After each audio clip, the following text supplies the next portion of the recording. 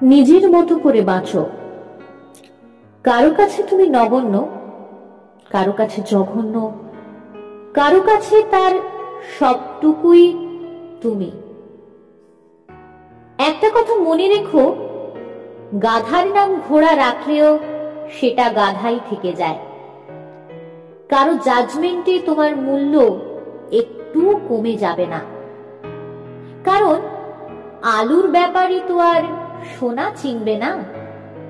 তুমি ন্যাকা, তুমি বোকা, তুমি রাগী, তুমি অহংকারী, আসলে এর কোনোটাই তুমি নও। তুমি তাদের কাছে সেরকমই যেরকমটা তারা ডিজার্ভ করে।